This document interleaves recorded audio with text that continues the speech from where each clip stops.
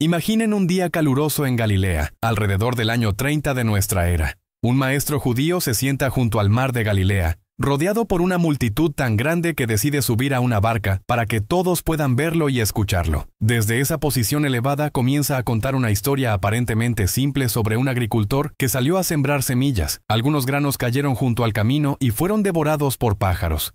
Otros cayeron en terreno rocoso donde brotaron rápidamente pero se marchitaron bajo el sol por falta de raíces profundas. Algunos cayeron entre espinos que los ahogaron al crecer. Y finalmente, algunos cayeron en buena tierra y produjeron una cosecha abundante, multiplicándose 30, 60, incluso 100 veces. Para la audiencia moderna, esta puede parecer una simple historia moral sobre receptividad espiritual.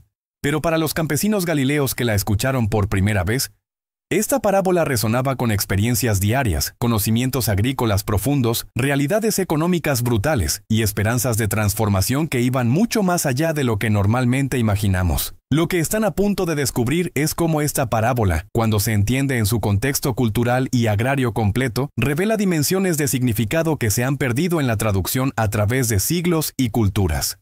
Esta es la historia de tierra, semillas, trabajo campesino, sistemas económicos opresivos y esperanzas mesiánicas plantadas en el suelo rocoso de Galilea del primer siglo. Para entender verdaderamente la parábola del sembrador, primero debemos sumergirnos en el mundo agrario de Galilea en el primer siglo. La región de Galilea, en el norte de la tierra de Israel, era conocida por su fertilidad relativa comparada con las regiones montañosas más áridas de Judea al sur.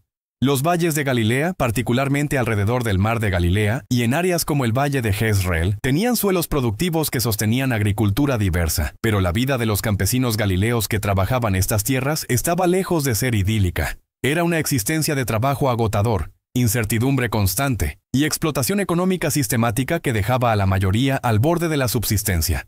El ciclo agrícola en la antigua Palestina estaba completamente dictado por el patrón de lluvias estacionales característico del clima mediterráneo. Había dos estaciones principales, la estación seca de abril a octubre y la estación de lluvias de noviembre a marzo. Este patrón determinaba todos los aspectos de la vida agrícola. La siembra de granos como trigo y cebada, los cultivos básicos principales, ocurría al comienzo de la estación de lluvias en octubre y noviembre, después de que las primeras lluvias hubieran suavizado la tierra endurecida por meses de sequía. Los cultivos crecían durante los meses húmedos de invierno y primavera, y la cosecha ocurría en abril y mayo, justo antes de que comenzara la larga estación seca de verano. Este patrón significaba que los agricultores vivían con ansiedad constante sobre si las lluvias vendrían a tiempo y en cantidad suficiente. La variabilidad de las precipitaciones de año a año era significativa. Un retraso en las lluvias tempranas de otoño retrasaba la siembra. Una sequía durante el invierno podía marchitar los cultivos jóvenes. La falta de lluvias tardías de primavera en marzo y abril, cruciales para el llenado de los granos, podía devastar el rendimiento de la cosecha. Los textos bíblicos reflejan repetidamente esta ansiedad agrícola, con oraciones y rituales diseñados para asegurar lluvias adecuadas, y la lluvia siendo vista como bendición divina, mientras que la sequía era castigo o prueba. Los métodos de cultivo en el primer siglo habrían sido relativamente simples comparados con la agricultura moderna, pero requerían conocimiento íntimo de condiciones locales y trabajo físico intenso. La preparación del suelo comenzaba después de las primeras lluvias de otoño. Los agricultores usaban arados tirados por bueyes o burros para romper la tierra. Estos arados antiguos eran herramientas relativamente ligeras que arañaban surcos en el suelo, en lugar de voltearlo completamente como los arados modernos. Típicamente consistían en una punta de madera, a veces reforzada con metal, atada a un mango y un yugo para los animales. Arar requería habilidad para mantener líneas rectas y profundidad consistente, y era trabajo agotador tanto para el agricultor que guiaba el arado como para los animales que lo tiraban. Después del arado venía la siembra. El método descrito en la parábola, donde el sembrador esparce semillas a mano mientras camina por el campo, era la técnica estándar. El agricultor llevaba las semillas en una bolsa o cesta, y las lanzaba en amplios arcos con movimientos rítmicos del brazo, intentando distribuirlas uniformemente sobre el suelo arado. Esta técnica requería experiencia considerable para juzgar la cantidad correcta de semilla por área y lograr distribución uniforme. Sembrar muy densamente desperdiciaba semillas preciosas y resultaba en plantas apiñadas que competían entre sí. Sembrar muy escasamente dejaba áreas improductivas y reducía el rendimiento total. La semilla misma era un recurso precioso que representaba parte de la cosecha del año anterior que el agricultor había reservado en lugar de consumir o vender. En años de cosecha pobre, reservar suficiente semilla para la siguiente temporada de siembra significaba que la familia tendría aún menos para comer durante el año. Esta realidad hace que el detalle en la parábola sobre la semilla que produce 30, 60 o 100 veces lo sembrado sea particularmente significativo. Los rendimientos normales en la agricultura antigua del cercano Oriente eran mucho más modestos, típicamente en el rango de 5 a 10 veces la semilla sembrada. Un rendimiento de 30 veces sería excepcional, 60 veces extraordinario y 100 veces casi milagroso, el tipo de abundancia asociada con bendiciones mesiánicas y restauración escatológica. Ahora consideremos los diferentes tipos de terreno mencionados en la parábola con mayor detalle. El primer tipo es el camino, donde la semilla es devorada por pájaros. Los campos en la antigua Palestina no estaban cercados de la manera que los campos modernos a menudo lo están. Los caminos corrían a través y alrededor de los campos, áreas donde el suelo había sido compactado por el paso constante de personas y animales. En este suelo endurecido, las semillas no podían penetrar y quedaban expuestas en la superficie, vulnerables a ser comidas por aves. Los campesinos galileos habrían estado muy familiarizados con la vista de bandadas de gorriones, palomas y otros pájaros siguiendo a los sembradores, buscando aprovecharse de las semillas expuestas. El segundo tipo de terreno es el pedregoso o rocoso. Esto no se refiere necesariamente a un terreno cubierto de rocas superficiales que podrían ser removidas, sino más bien a áreas donde una capa delgada de suelo cubre el lecho de roca sólida justo debajo de la superficie. La región montañosa de Galilea tiene mucho terreno de este tipo, donde la piedra caliza de la región está cubierta solo por una delgada capa de tierra. Las semillas sembradas en tales lugares germinan y brotan rápidamente porque el suelo poco profundo se calienta rápidamente al sol. Las plántulas jóvenes pueden parecer prometedoras inicialmente, pero no pueden desarrollar sistemas de raíces profundas. Cuando llega el calor del verano, sin raíces profundas para acceder a la humedad más abajo, las plantas se marchitan y mueren. Jesús habría sabido de esto por experiencia directa. Antes de comenzar su ministerio público, había trabajado como tecton, una palabra griega típicamente traducida como carpintero, pero que podría referirse más ampliamente a un artesano de construcción que trabajaba con madera y piedra. En una región montañosa como Galilea, tal trabajo habría involucrado frecuentemente lidiar con el terreno rocoso al construir terrazas agrícolas, casas o estructuras públicas. Habría visto y trabajado con el desafío perpetuo de la capa delgada de suelo sobre piedra caliza que caracterizaba gran parte del paisaje. El tercer tipo de terreno mencionado es aquel donde crecen espinos. Los espinos se refieren a varias plantas espinosas nativas de Palestina que eran plagas persistentes en campos agrícolas. Estas plantas silvestres eran resistentes, de crecimiento rápido, y competían agresivamente con cultivos plantados por nutrientes, agua y luz solar. Algunas variedades de espinos podían crecer muy altas, literalmente ahogando cultivos más pequeños. Los agricultores luchaban constantemente para controlar tales malezas, pero eran difíciles de erradicar completamente. Tenían sistemas de raíces extensos que podían rebrotar incluso después de que las plantas sobre tierra fueran cortadas o arrancadas. Las semillas de espinos podían permanecer viables en el suelo durante años, germinando cuando las condiciones eran favorables. Finalmente está la buena tierra, el suelo ideal donde las semillas no solo germinan y crecen, sino que producen rendimientos abundantes. Este sería suelo profundo, bien drenado pero capaz de retener humedad, libre de rocas y relativamente libre de malezas, rico en nutrientes orgánicos. Tal tierra era preciosa en la antigua Palestina, donde mucho del terreno tenía limitaciones de algún tipo. Los valles fértiles alrededor del mar de Galilea y partes del valle de Jezreel ofrecían tales condiciones, haciendo las áreas agrícolas principales. Pero incluso en estas regiones favorecidas, solo una porción de la tierra disponible sería de esta calidad óptima. La audiencia original de Jesús habría entendido inmediatamente estas realidades agrícolas que describía. No eran abstracciones para ellos, sino experiencias vividas diariamente. La mayoría de sus oyentes eran o agricultores trabajando sus propias pequeñas parcelas, o trabajadores sin tierra que sobrevivían como jornaleros contratados por día durante las temporadas de siembra y cosecha, o arrendatarios trabajando tierra propiedad de terratenientes ausentes a cambio de una porción de la cosecha. Todos habrían conocido íntimamente el trabajo de preparar tierra, sembrar semilla, lidiar con pájaros y malezas, esperar ansiosamente que los cultivos crecieran y experimentar la decepción cuando las cosechas fallaban o la alegría cuando eran abundantes. Pero había más en la situación agrícola de Galilea del primer siglo que solo los desafíos técnicos del cultivo. El contexto económico y político era crucial para entender el verdadero impacto de la enseñanza de Jesús.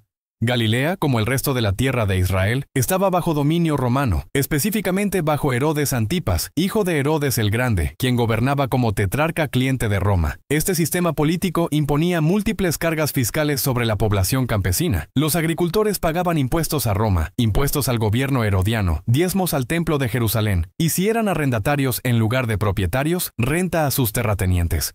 Estas cargas acumuladas podían consumir fácilmente la mitad o más de la producción de un agricultor. Los estudios de economías agrarias tradicionales sugieren que cuando los impuestos y rentas combinados exceden aproximadamente un tercio de la producción, los campesinos tienen dificultades crecientes para mantener un nivel de vida básico. Cuando se acercan o exceden la mitad de la producción, el sistema se vuelve insostenible sin endeudamiento crónico. La evidencia de Galilea del primer siglo sugiere que muchos campesinos estaban en precisamente esta situación insostenible. Se endeudaban para sobrevivir años malos o para pagar impuestos y rentas en años cuando las cosechas eran inadecuadas. Los prestamistas cobraban intereses que podían ser exorbitantes. El endeudamiento conducía a la pérdida de tierra, ya que los agricultores incapaces de pagar sus deudas perdían sus parcelas familiares ante acreedores.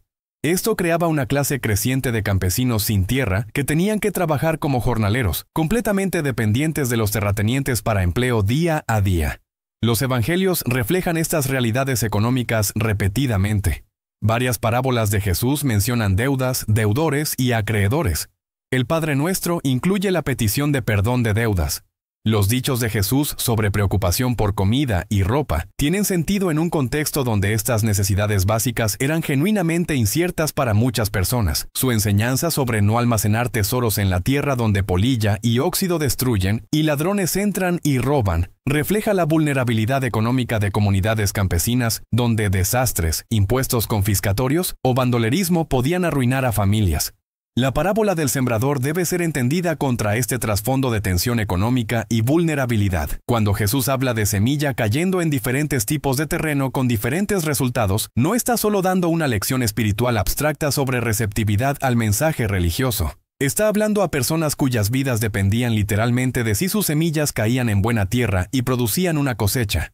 El fracaso de la cosecha no era una metáfora para ellos, era una amenaza existencial que significaba hambre, deuda y posible pérdida de tierra y estatus social. Además, la imagen de una cosecha abundante produciendo 30, 60 o 100 veces lo sembrado habría evocado esperanzas mesiánicas profundas. Los profetas hebreos habían usado repetidamente imágenes de fertilidad agrícola extraordinaria para describir la era mesiánica cuando Dios restauraría las fortunas de Israel.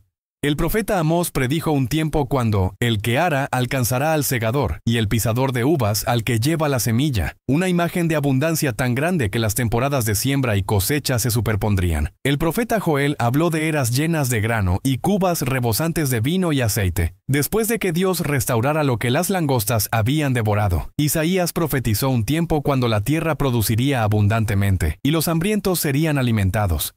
Cuando Jesús hablaba de cosechas multiplicadas 100 veces, sus oyentes galileos habrían reconocido esto como lenguaje de expectativa mesiánica.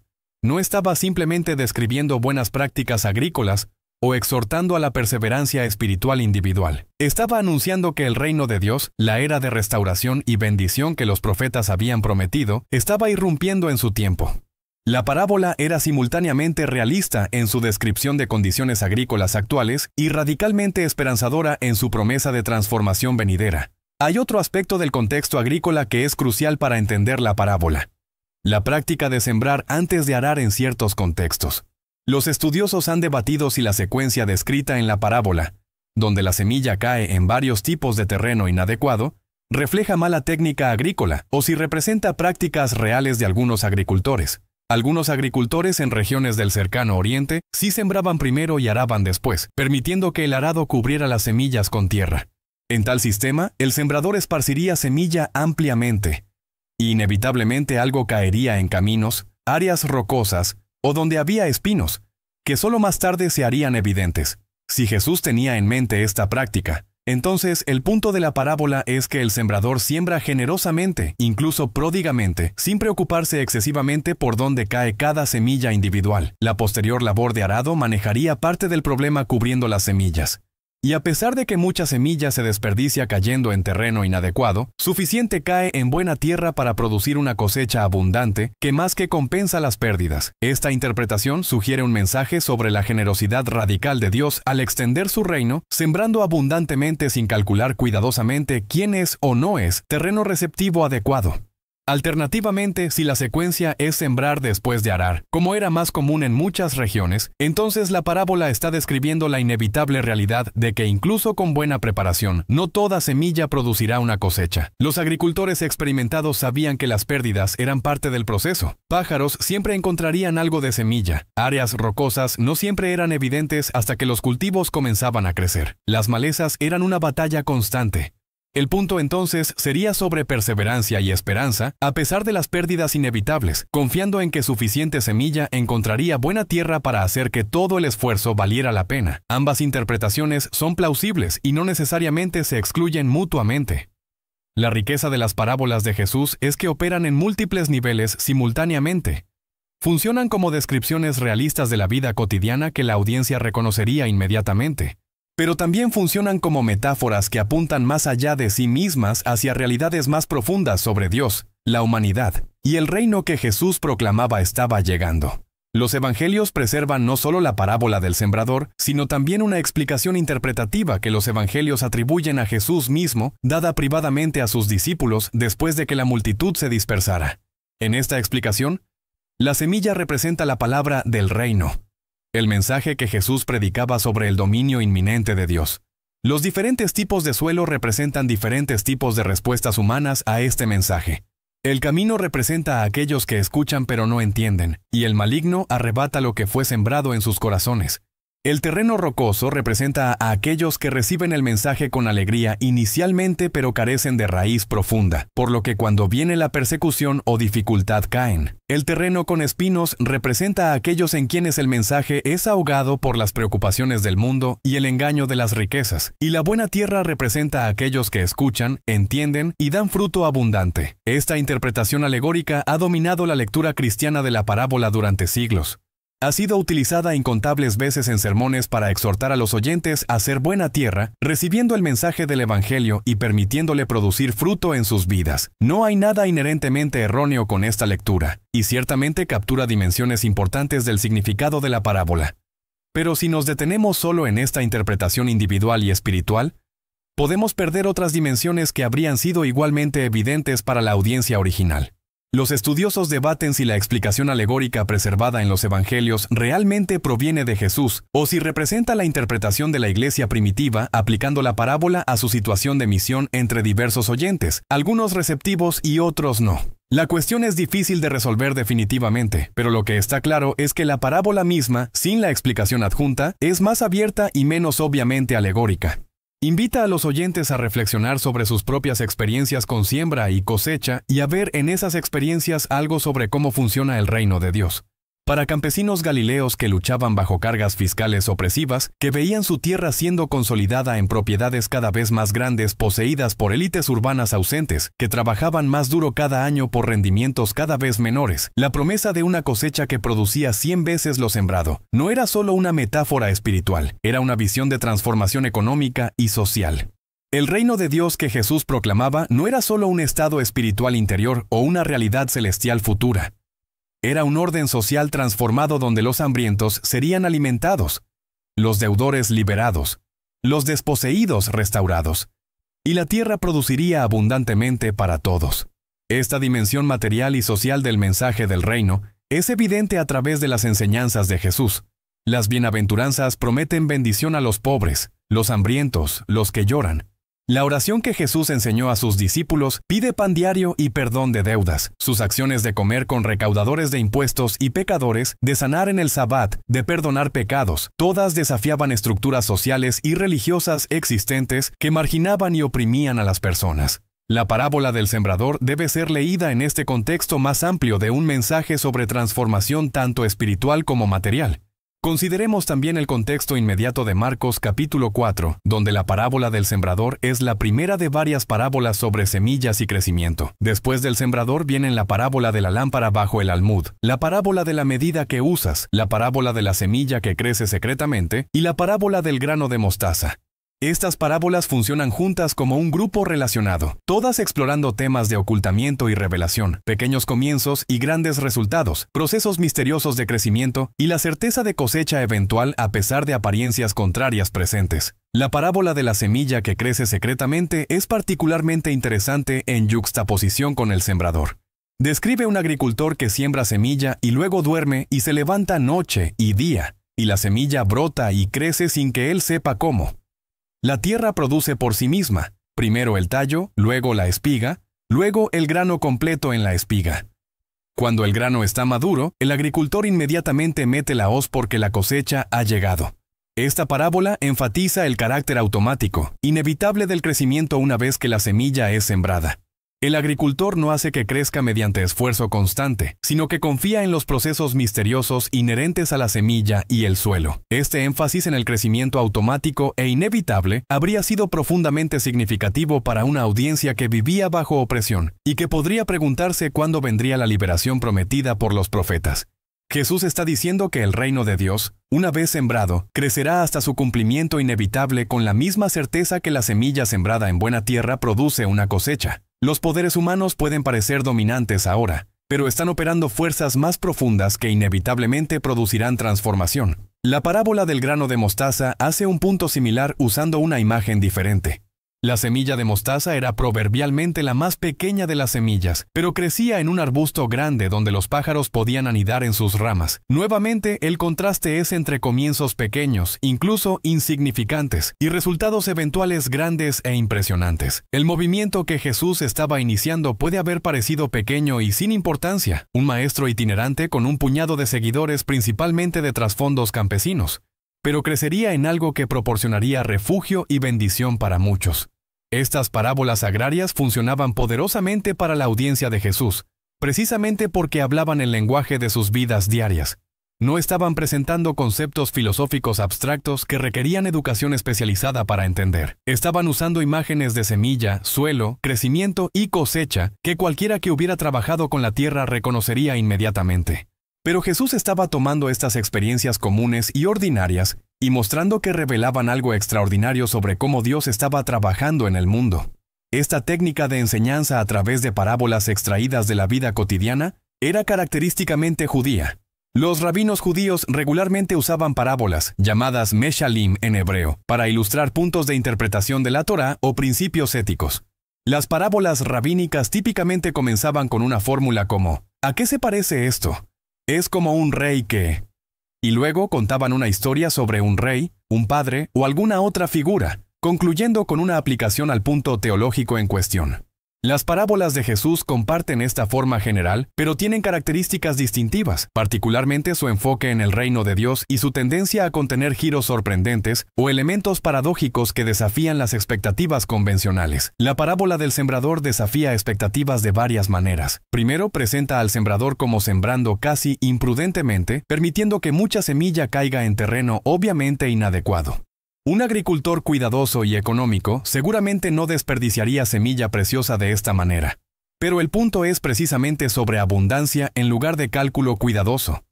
Generosidad en lugar de economía. Segundo, los rendimientos descritos, especialmente el multiplicado 100 veces, son casi fantásticamente altos, excediendo lo que los agricultores normalmente experimentaban. Esto señala que algo más que agricultura ordinaria está siendo descrito, un orden de realidad donde se aplican reglas diferentes. También vale la pena señalar que en el mundo antiguo, las parábolas no eran típicamente seguidas por explicaciones detalladas de su significado. Se esperaba que los oyentes reflexionaran sobre las historias y discernieran el significado por sí mismos. De hecho, Jesús dice explícitamente en los Evangelios que habla en parábolas precisamente para que aquellos que tienen oídos para oír puedan entender, mientras que aquellos que no están abiertos al mensaje no penetrarán más allá de la superficie de la historia. Esta función de las parábolas como simultáneamente revelando y ocultando, dependiendo de la postura del oyente, es importante para entender cómo funcionaban como herramientas de enseñanza. Cuando leemos las parábolas de Jesús hoy, 2000 años removidos de su contexto agrario original, es fácil perder dimensiones de significado que habrían sido evidentes para la audiencia original. Necesitamos trabajar para reconstruir ese contexto, entender las realidades de la agricultura antigua, las presiones económicas en los campesinos, las esperanzas mesiánicas de transformación, las imágenes proféticas de fertilidad restaurada. Solo entonces podemos apreciar completamente la riqueza de lo que Jesús estaba comunicando a través de estas historias aparentemente simples sobre semillas y suelo. La parábola del sembrador nos invita a considerar varias preguntas. ¿Qué tipo de terreno somos? ¿Somos camino endurecido donde la palabra no puede penetrar? ¿Terreno rocoso con entusiasmo superficial pero sin profundidad? ¿Terreno lleno de espinos donde las preocupaciones del mundo ahogan lo que podría crecer? ¿O somos buena tierra donde la palabra puede arraigar profundamente y producir fruto abundante? Estas son preguntas válidas y valiosas para la reflexión personal y espiritual. Pero la parábola también nos invita a preguntas más amplias. ¿Qué tipo de sociedad estamos construyendo? ¿Es una donde la mayoría lucha en terreno marginal mientras unos pocos controlan la tierra fértil? ¿Es una donde las estructuras económicas y políticas oprimen a los vulnerables como espinos que ahogan cultivos jóvenes? ¿O es una donde la abundancia del reino de Dios, los rendimientos multiplicados 30, 60, 100 veces, son compartidos equitativamente para que todos tengan suficiente? Estas preguntas también fluyen de la parábola cuando la leemos con atención a su contexto agrario y económico original. Finalmente, la parábola nos llama a esperanza y perseverancia. El sembrador siembra generosamente a pesar de saber que no toda semilla producirá una cosecha. Los discípulos de Jesús proclaman el reino a pesar de saber que no todos responderán positivamente. Trabajamos por justicia y transformación a pesar de reveses y fracasos aparentes. Pero la promesa es que donde encuentra terreno receptivo, la semilla del reino ciertamente crecerá y producirá abundantemente. La cosecha es segura. El reino de Dios vendrá a su plenitud. Esta esperanza confiada sostenía a los campesinos galileos que primero escucharon la parábola y continúa sosteniendo a aquellos que trabajan por el reino hoy. El suelo de Galilea donde Jesús contó estas parábolas todavía existe. Los campos todavía son arados y sembrados siguiendo el antiguo ritmo de las estaciones. Los agricultores modernos usan tractores en lugar de arados tirados por bueyes y variedades de semillas mejoradas en lugar de granos antiguos, pero los principios básicos siguen siendo los mismos. La semilla todavía necesita buena tierra, humedad adecuada y libertad de competencia de malezas para producir una cosecha. Y las personas todavía anhelan la abundancia, justicia y paz que Jesús proclamaba como características del reino de Dios. La parábola del sembrador continúa hablando a través de los siglos porque toca realidades permanentes de la existencia humana y apunta hacia esperanzas perennes del corazón humano.